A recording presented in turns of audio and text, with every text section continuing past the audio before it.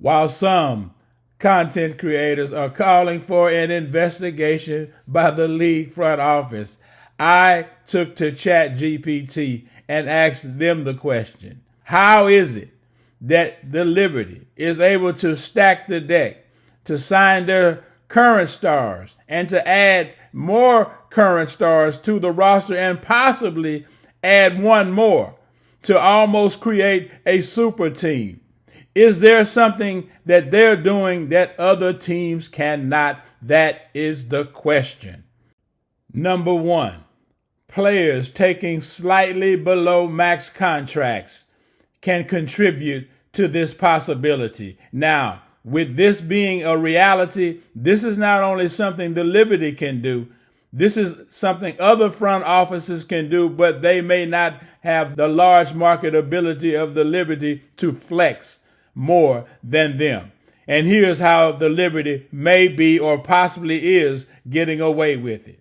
One of the biggest loopholes is simply star players voluntarily take less than the maximum salary.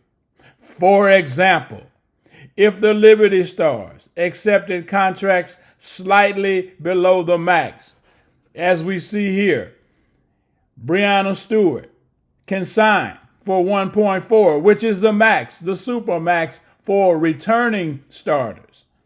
But she accepts 1.2, immediately creating $200,000 worth of cap space on her contract alone. Now, if she can get Sabrina Ionescu to do the same, that's $400,000 of cap space immediately created, and those are just two contracts. And if we continue, Jonquel Jones, 1.3. She accepts a 1.1 deal. Satu Sabali, 1.2, and she accepts $1 million deal. That's $800,000 of cap space, which for most teams would be plenty of room to add depth to a bench like the New York Liberty. Kelly Krauskopf and Amber Cox, are you paying attention? So now the question becomes, do you have players on the roster willing to sacrifice a couple of $100,000 to help build a deeper bench and to possibly make a championship run for the title? Do you have those type of players? Can you bring in those type of players into the organization who will give of themselves to possibly yield the organization an opportunity to win a title?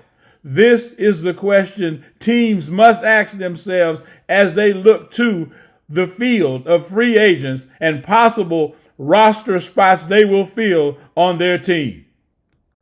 Let's continue. That could, as I pointed out earlier, that could save the Liberty upwards of $800,000 to almost $1 million in cap space, depending on the player's desire to give up $200,000 or more of salary to make the bench better. Players sometimes accept discounts to play with other stars. These are other incentives that the front office can throw at potential free agents looking that the team is looking to sign, that Kelly and Amber are looking to sign. These are feelers they can throw out to see if they would be willing to give up some money.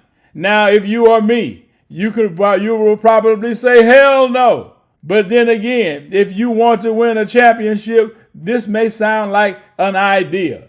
Let's continue. Play with other stars. Compete for championships. Stay in a preferred market like New York City. This is similar to what has happened in the National Basketball Association with these super teams. As we have heard in the news recently, LeBron James is taking a lot of heat for bashing the city of Memphis and its prior crime-ridden history before the Trump administration brought in the team to get the crime under control. Now, back to free agent signing in the WNBA.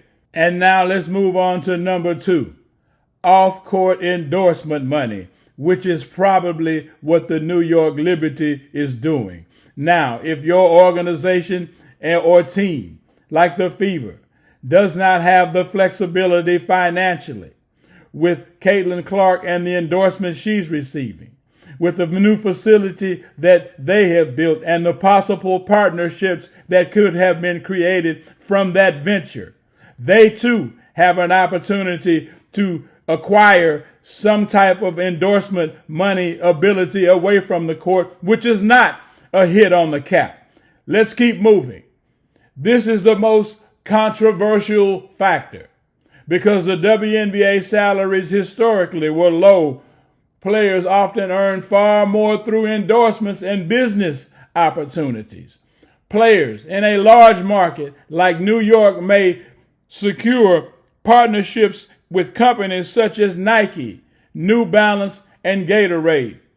So now, if you have these type of organizations that can help fill in the gaps for the sacrifices that were made during the salary signing, if you're going to give up $200,000, can you possibly help me make $400,000 or more in endorsements, which the players were probably doing anyway?